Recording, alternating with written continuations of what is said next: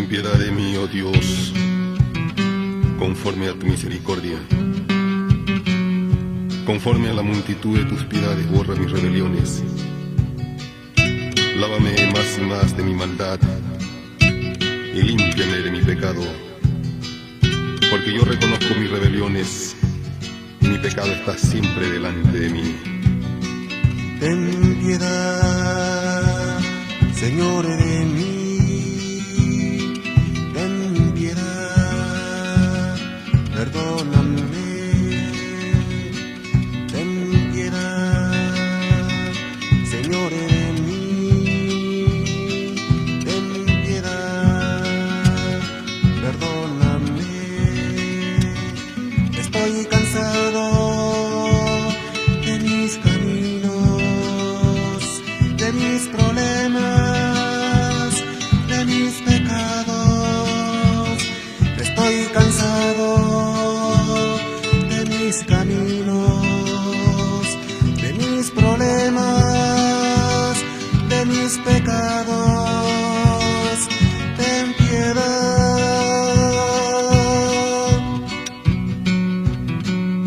Crea en mí, oh Dios, un corazón limpio y renueva un espíritu recto dentro de mí. No me eches de delante de ti y no quites de mí tu Santo Espíritu. Vuélveme el gozo de tu salvación y espíritu noble me sustente. Ten piedad de mí, Señor. Levántame, Señor Jesús, restáurame por tu amor. Levántame, Señor Jesús, restáurame por tu amor. Tú eres mi guía, tú eres mi Dios, eres mi fuerza, mi salvación.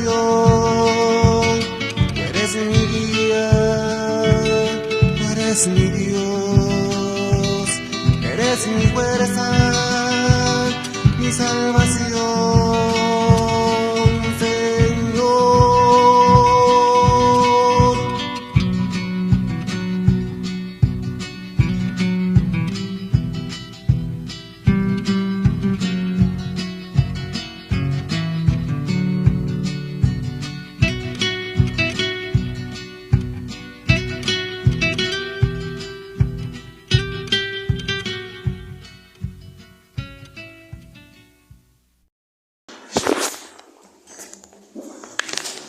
Buenas noches, hermanos, pueden tomar su lugar, gracias, Dios les bendiga. Es un gusto que podamos verles en esta tarde, en esta mañana, tarde, en este día. Vamos a abrir nuestras Biblias precisamente en el libro que mencionó nuestro hermano Pastor Alejandro, y vamos a abrir nuestras Biblias ahí en Lamentaciones, este libro que pues vamos a ver el día de hoy, en esta tarde. Y quiero invitarles a que podamos tener este tiempo para orar, dándole gracias a Dios por la oportunidad que nos da de estar aquí en su casa, para poder abrir esta palabra, para poder, pues que Él bendiga, ¿verdad?, este tiempo, este momento que nosotros vamos a disponernos para estudiar. Vamos a orar, hermanos.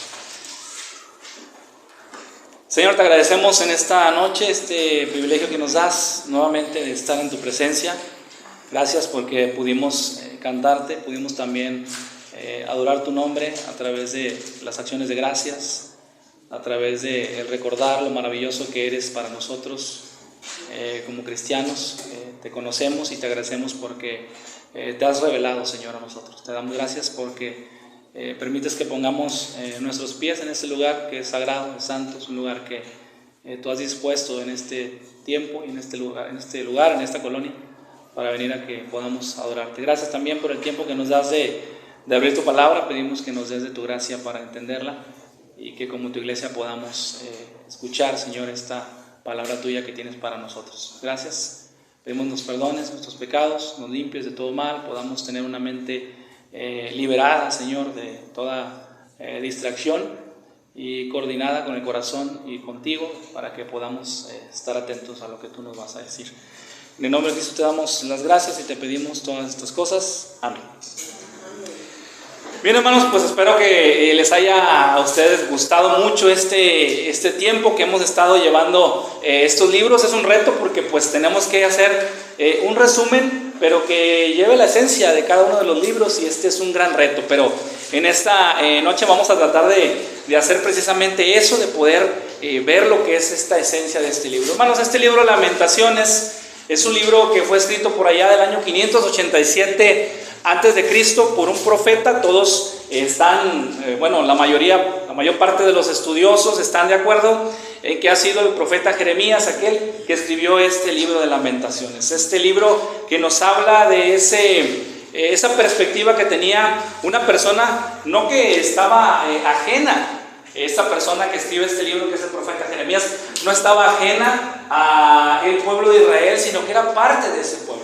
Era una persona que se había dedicado a predicar durante los reinados de 5 o 6 reyes aproximadamente, y él se había dedicado a poder darles la palabra de Dios a este pueblo que, pues, de labios me honra, dijo el Señor, pero su corazón está muy lejos. Pero bueno, él hacía su esfuerzo, él estaba completamente involucrado en esa obra. Su ministerio principal era el hablarle a los reyes, principalmente. Esos profetas del Señor iban directamente a estos líderes del pueblo, que debían de ser aquellos que dirigían al pueblo en las cosas espirituales, mas sin embargo no se daba en la mayoría de los casos. Solamente un rey, que lo recordamos con el nombre del rey Josías, fue uno de los reyes que vivieron durante el tiempo del ministerio de Jeremías, que era muy amigo de este profeta, y solamente en el tiempo de él hubo algunas reformas, hubo algún acercamiento a Dios, pero de ahí en adelante los siguientes 4 reyes que vivieron, pues se entregaron completamente a la idolatría y a cosas que no convenían.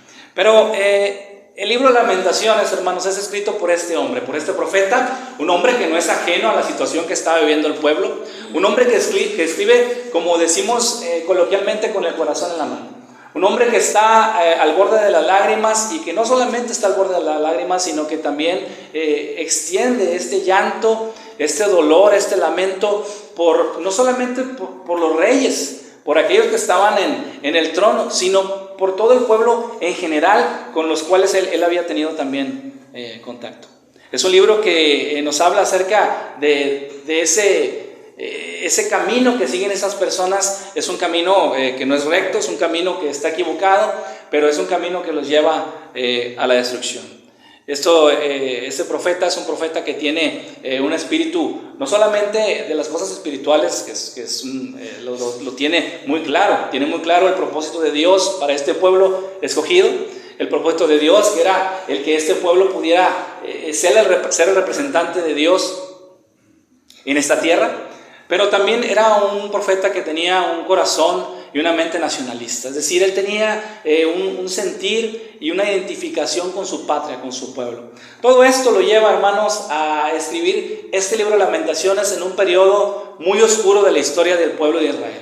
Un periodo que ya se había mencionado desde hacía mucho tiempo, que ciertos profetas, no solamente Jeremías, sino algunos más antiguos que él, ya habían predicho, ya habían dicho que iba a ocasionar este pueblo con esa dirección en la cual ellos llevaban en su pecado, en querer estar empedernidos en su pecado, en querer estar endurecidos en su corazón, en no querer obedecer la voz de Dios, pues iba a traer ciertas y serias y graves consecuencias para ellos. Entonces, aquí el libro de Lamentaciones es un libro que nos habla acerca de ese lamento, acerca de esa lucha que hay en el corazón del profeta por ver esa situación y no poder hacer nada. Es algo que son poemas que precisamente están escritos. Estos capítulos que vamos a estar viendo rápidamente en el libro son poemas que están escritos a través de estos capítulos, acomodados los primeros 4 capítulos de una forma muy bonita. Nosotros no conocemos el hebreo, ¿verdad? El alfabeto y todas estas, de cómo escribían ellos, pero los que conocen del hebreo dicen que este libro está acomodado de una forma muy bonita, una forma muy didáctica para poder enseñar, para poder transmitir un mensaje. Y solamente el último capítulo está lleno de confusión, por lo que vamos a ver ahorita más adelante. Pero hermanos, entonces, ese es el contexto en el cual se escribe este libro. Un contexto oscuro, un contexto triste, una era y una época en la cual el pueblo estaba ya por caer en manos de los enemigos. Y de hecho, aquí cuando el profeta escribe, ellos ya son presos en esa gran potencia mundial de la época llamada el Imperio Babilónico. Entonces, el tema que vamos a ver el día de hoy, hermanos, se llama del castigo al perdón. Así se llama este tema, del castigo al perdón.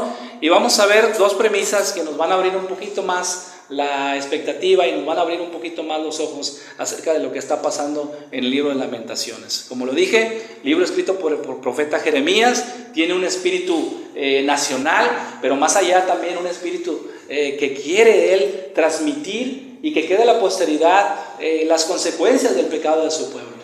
Y realmente lo que se escribe en la escritura, hermanos, lo que está ahí escrito, es para que nosotros podamos agarrar el ejemplo, que podamos escuchar y ver y leer lo que pasó en esas épocas y lo que llevó a este pueblo a caer en manos de estos babilonios y tratar de desechar lo malo y de poder retener lo bueno. En este caso, este personaje que está dolido por este pecado y que está dolido por esta situación de su pueblo. Entonces, del castigo al perdón.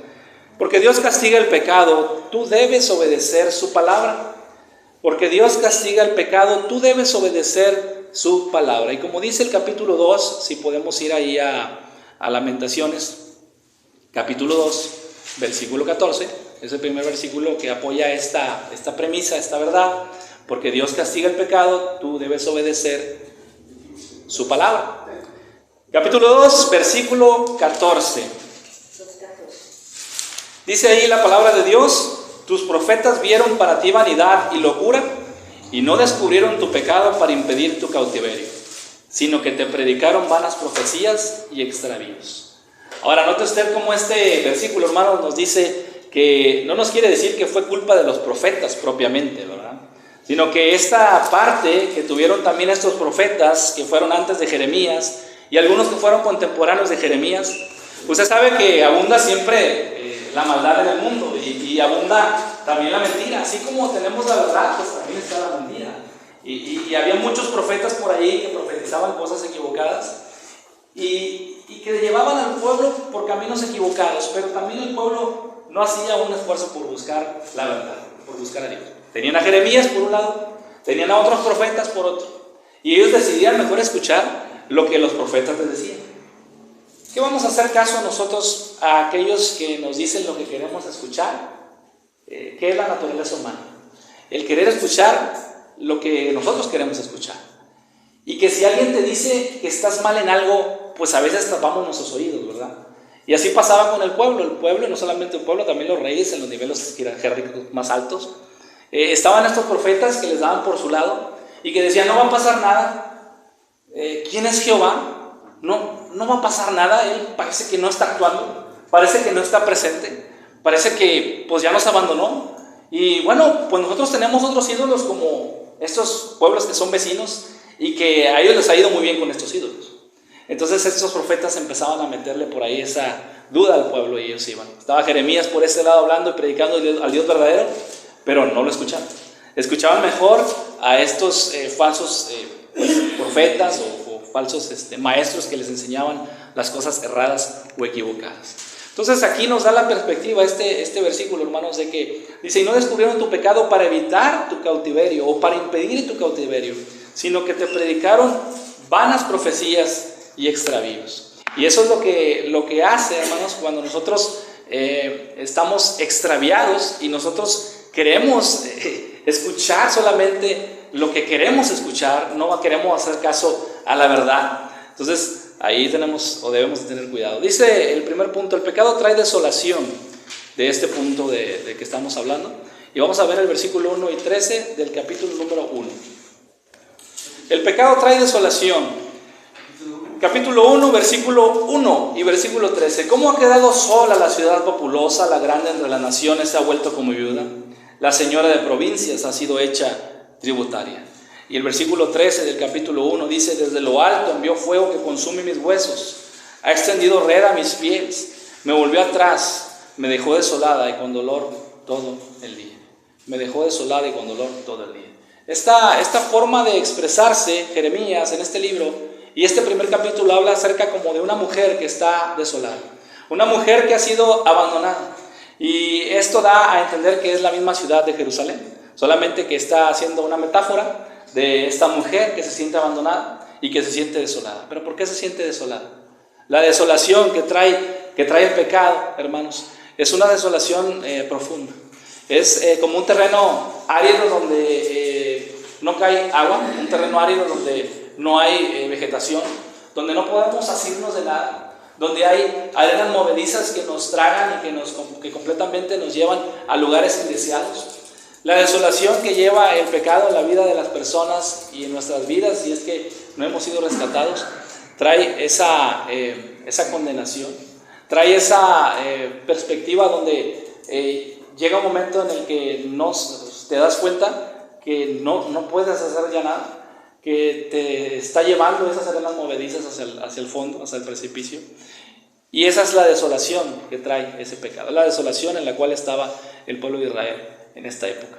Esa desolación que les traía en el corazón, donde ellos querían llenar ese espacio y querían acompañar. El estar desolado quiere decir estar solo.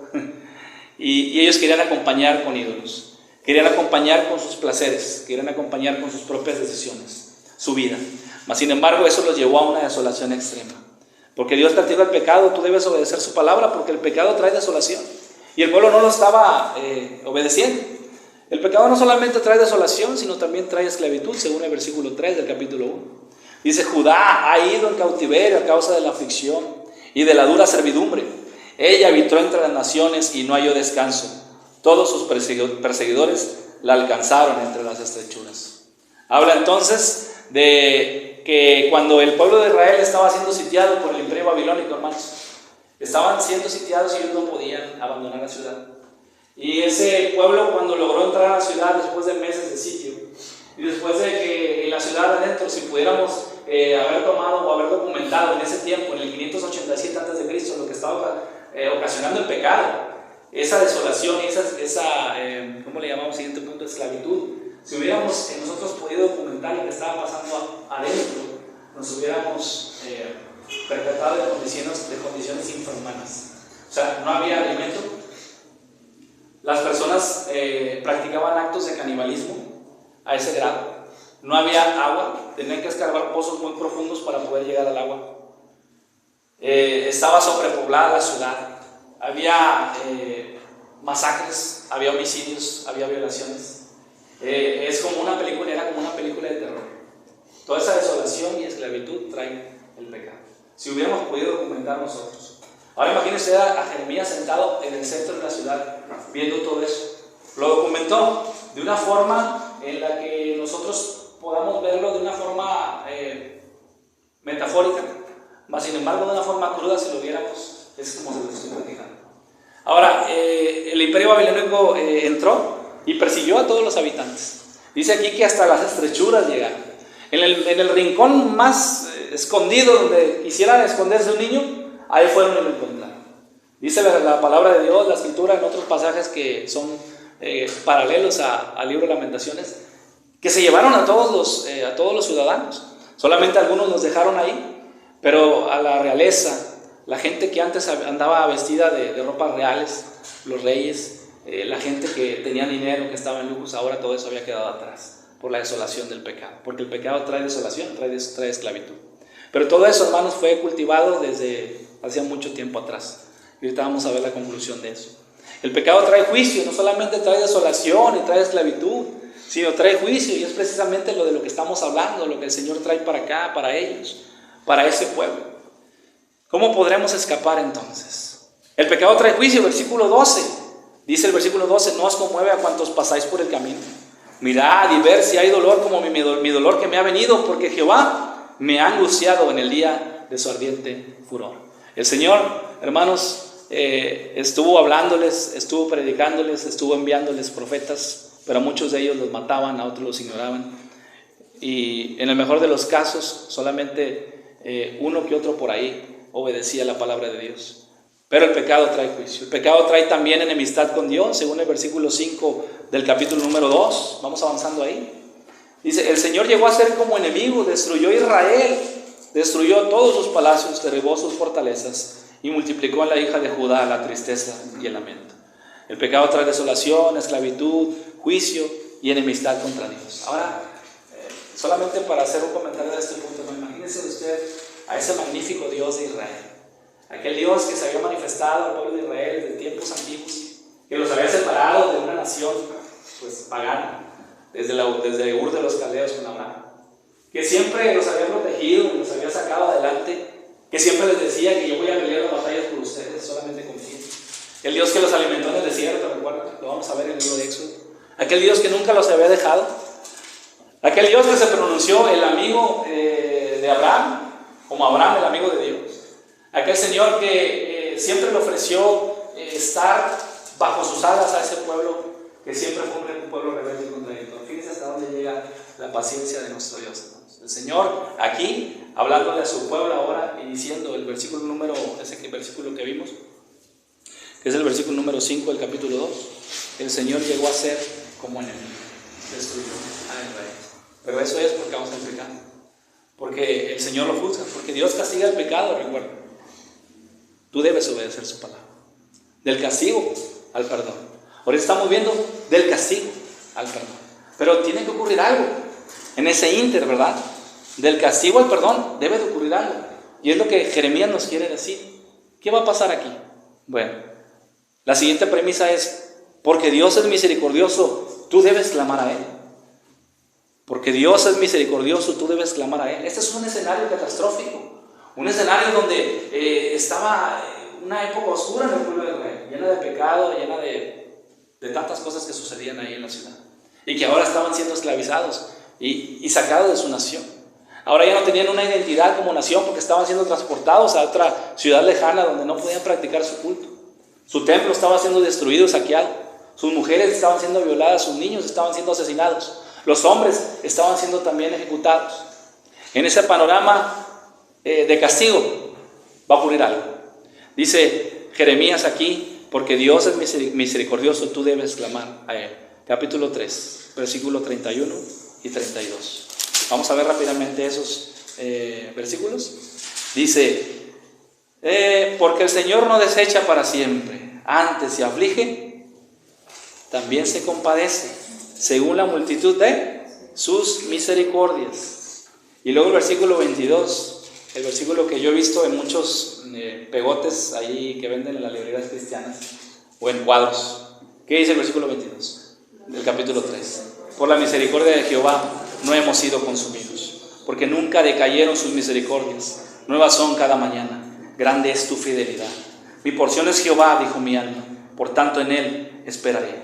Bueno es Jehová a los que en Él esperan, al alma que le busca. Hermanos, dentro de este panorama tan complicado, si nosotros andamos desviados de los caminos de Dios o de la voluntad de Dios, no nos vamos a justificar para nosotros mismos, sino que Dios es el que justifica. Dios en su misericordia nos muestra el camino en el que vamos, nos muestra la situación en la que estamos tan precaria en nuestro pecado, y Él nos hace verlo a Él directamente, y entonces ver ya no a ese Dios que castiga el pecado, sino ahora a un Dios misericordioso por la obra que Él hace, que perdona nuestros pecados. Ahora aquí, estos pasajes, fíjense lo hermoso que es. Por la misericordia de Jehová no hemos sido consumidos. El Señor siempre va a guardar un pequeño grupo de personas, un pequeño grupo de ovejitas que son de Él, que le pertenecen.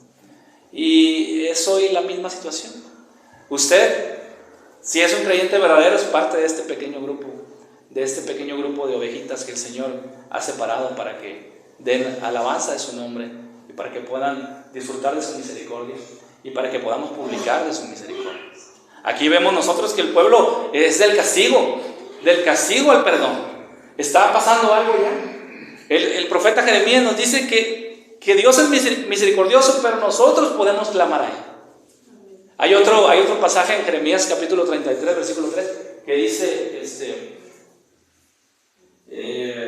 clama a mí, y yo te responderé, y te enseñaré cosas grandes y ocultas. ¿Saben cuáles son esas cosas grandes y ocultas que no conocemos? las riquezas de la bondad de Dios, las riquezas del carácter de Dios, de estar, dice un canto por ahí, no hay lugar más alto, más sublime que estar ante sus pies. Las riquezas que podemos encontrar. Clama a mí y yo te responderé. El Señor, hermanos, uno de sus atributos es ese, el ser misericordioso, y si nosotros vamos ante su presencia para pedir misericordia, Él está dispuesto a escuchar.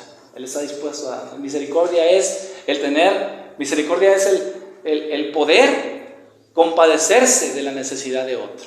Y el Señor se compadece de nuestras necesidades, se compadece de la situación en la que estamos. Y ve nuestro pecado, y si nosotros clamamos a Él con esa carga por el pecado, con ese arrepentimiento por nuestros pecados a diario, entonces el Señor es misericordioso y ha jurado y ha prometido que nuevas son cada mañana sus misericordias. Hermano, cada vez que te levantes en la mañana en tu cama, cada vez que tú vayas a acostarte, recuerda siempre esto, ¿verdad? El Señor es misericordioso. Recordemos cuando nos levantemos que nuestro primer pensamiento sea: estoy vivo, estoy despierto, amanecí este día, abrí los ojos, porque nuevas son cada mañana las misericordias del Señor.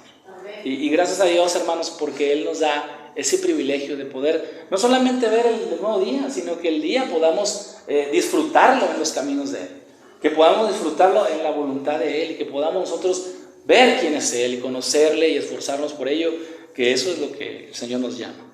Clama con el corazón, número 1. Reyes, profetas, madres, padres en esta situación están clamando, hermanos. Clama con el corazón porque Dios es misericordioso. Clama con convicción porque eso reconoce tu limitación.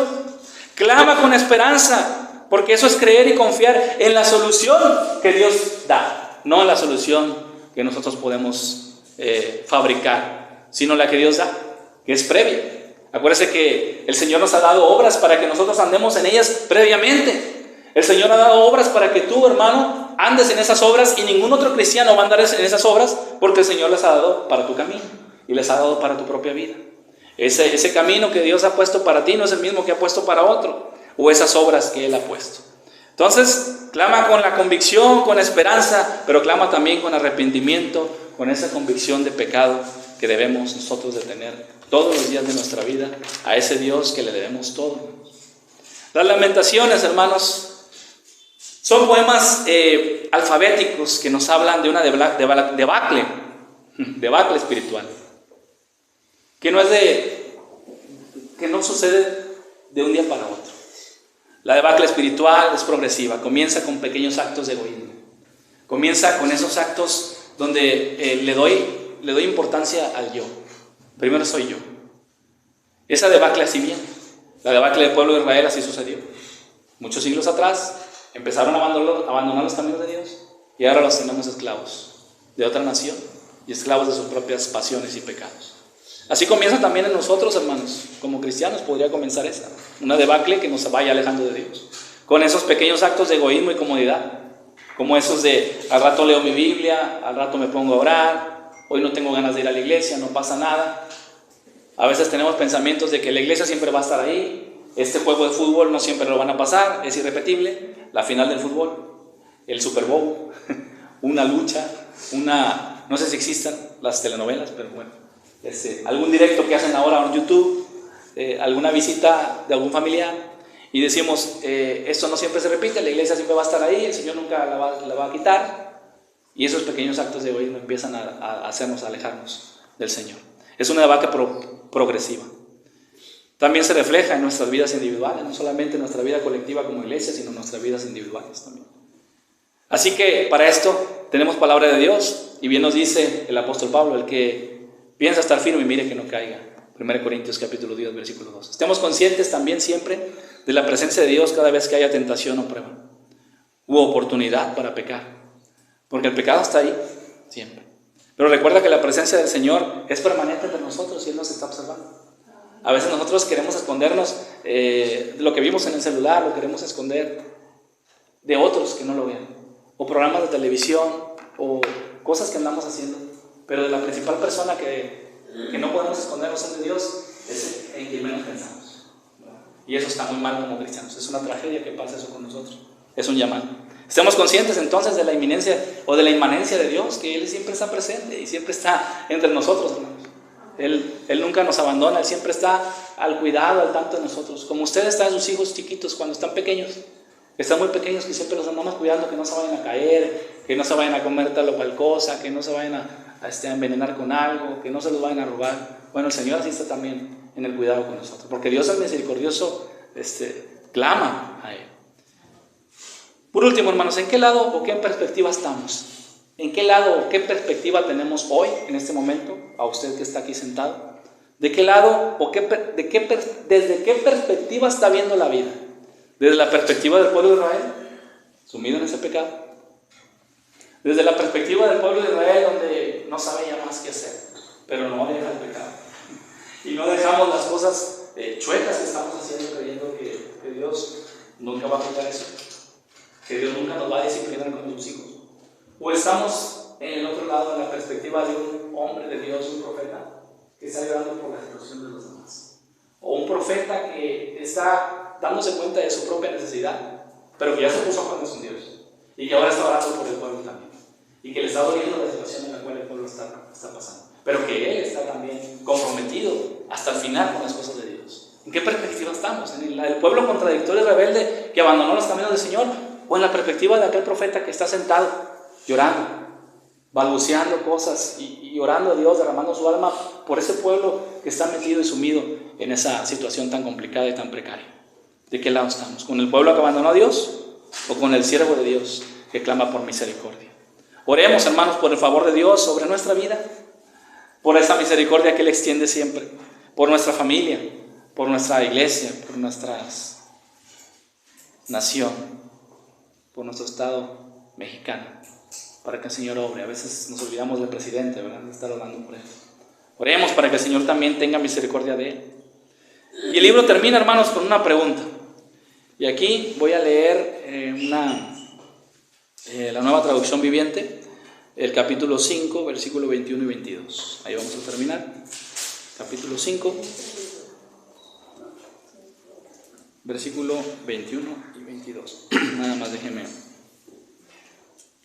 buscarlo aquí para leer algo muy importante que me gustó mucho cuando estaba leyendo este pasaje, que quise compartirlo con ustedes. Dice, capítulo 5, versículo 21 y 22, no está... Capítulo 5 de Lamentaciones, versículo 21 y 22, se los voy a leer en la Nueva Traducción Viviente. Dice, restáuranos, oh Señor, y haz que regresemos a ti. Devuélvenos la alegría que teníamos antes.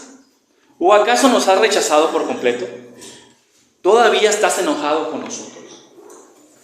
Así terminan las palabras del profeta Jeremías en este libro. ¿Todavía estás enojado con nosotros? Pero ¿sabe qué, hermanos? Que él no tenía toda la historia completa. Él solamente escribió hasta ahí como si no hubiera esperanza, como si todo estuviera perdido.